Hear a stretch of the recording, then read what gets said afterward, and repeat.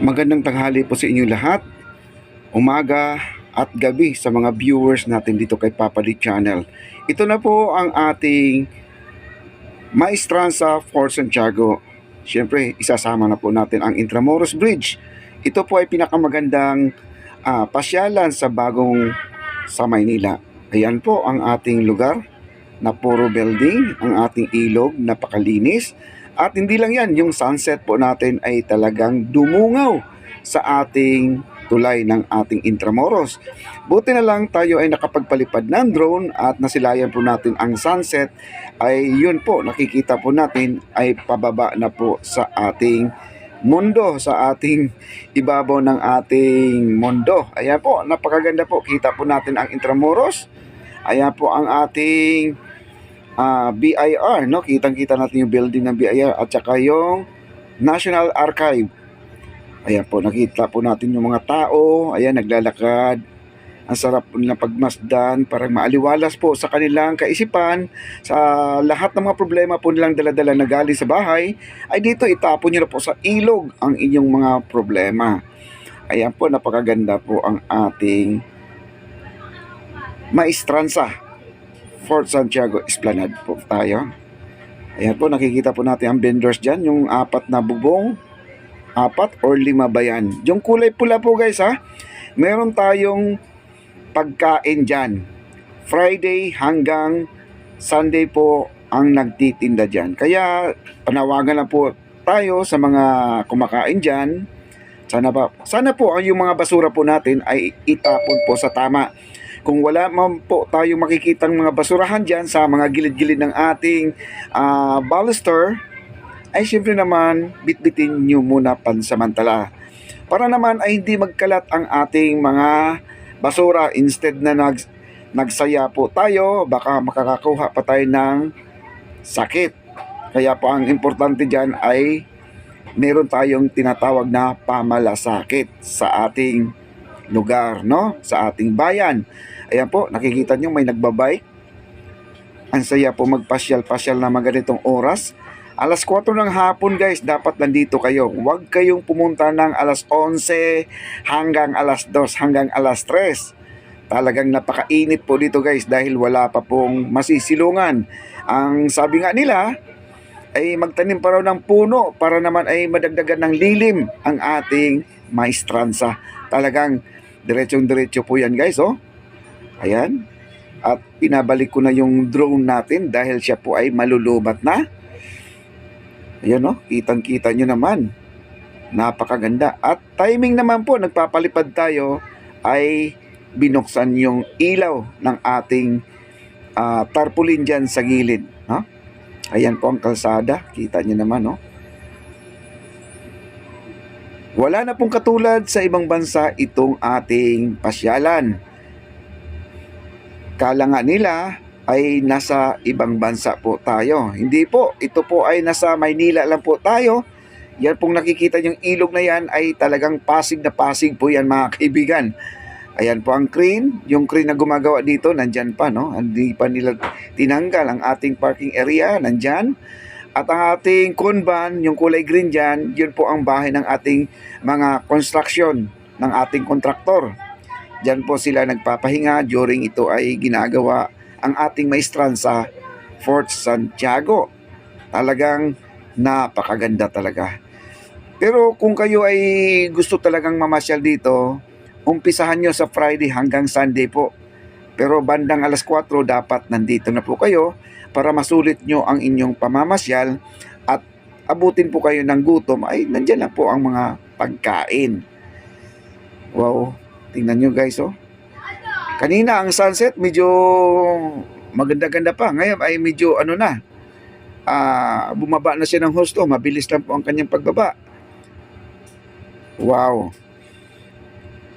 Against the light po tayo guys. Kaya ganyan po ang ating video. Medyo makulimlim o madilim. Kita nyo naman may mga ilaw na po ang ating mga vendors. Ang ating ilog parang naglulumot sa sobrang linaw. Kahit isang water lily po, wala po tayong nakikita. You know? Wow. Dito guys, ang sabi ko naman kagabi, pag nakakita kayo ng foreigner ay magpa-picture po kayo tapos ang background nyo itong Intramuros Bridge. Marami po talaga magtataka, kala mo nasa ibang bansa po talaga kayo. Kasi banyaga po ang katabi ninyo. Yan po ang maganda kasi dito, ang mga banyaga ay game po sila, no? Kung magpapapicture po kayo sa kanila, okay lang po sa kanila yon. Wag lang video, wag lang interview. Basta magpapicture lang po kayo para lang ay maagaw lang po ng pansin ang ating mga barkada, no? Baka sabihin ng barkada mo, "Oy, paano ka nakapunta sa Singapore?" Kanina lang nag-usap lang po tayo. Wow, grabe talaga guys, napakaganda. Sa gabi guys, ipapasyal ko kayo at titingnan po natin kung gaano kaganda kasaya ang mga namamasyal dito. Yung kulay orange dyan na bubong, yun po ang Bureau of Immigration po guys. Yan, yan po yun. At yung gilid naman, yung pangalawang tulay, yung manipis doon, yun po ang Jones Bridge. Yung malaki doon sa pinakamataas, yun po ang post office, yung nasunog po yun. Grabe. Nakakamangha po itong project na to. Ang ating Plaza Mexico, ayun po nasa baba. Napakaganda pala ang ating Plaza Mexico guys. Ayun o, kitang-kita o. Ang ating Plaza Mexico. Ayun na, unti-unti na po bumababa ang ating drone. Wow.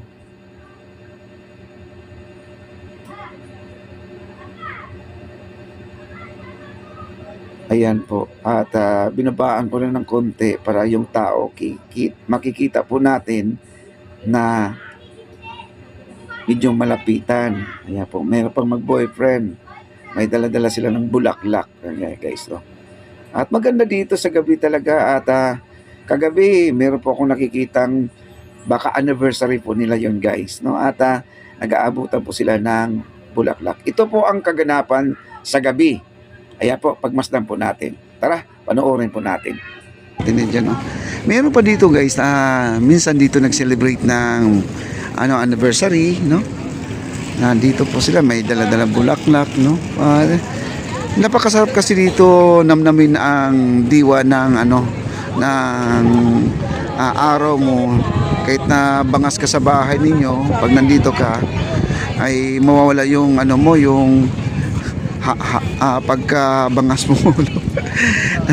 Sarap lang dito maglakad talaga. Ayan. At hanap tayo ng may ma-interview po. Ayan. Hanap tayo ng may ma-interview. Ang go-kart natin, medyo natutulog ngayon ang go-kart natin na halos kompleto. Wala ngayon walang nag-rent sa ating go-kart mga kaibigan, no? Ang go-kart natin natutulog ngayon. Sana po ay yung may nag-comment sa atin yung go-kart daw ay hangga't maaari daw bawasan yung price, no? Kasi biruin mo naman ang naman nila, sabi ko sa 100 pesos 15 minutos ang pag-iikot-ikot dito. Paggamit lang po, paggamit ng ating tawag dito ang ating go-kart. Kaya yung 15 minutos ay napakabilis lang po yun guys. Dali lang yan, maiksing oras lang po yan. Minuto, no? Kaya kung pwede nga raw, yung 15 minutos kahit 50 na lang. Siguro naman yung mga go-kart na brand new naman lahat yan. Siguro hindi pa gaano sa maintenance. Hello ma'am. Ma'am, anong masasabi niyo sa plaza itong ating pasyalan? Maganda po. Balik na to, pero first po is sarado pa to. Yung pa lang. Sa kabila pa lang.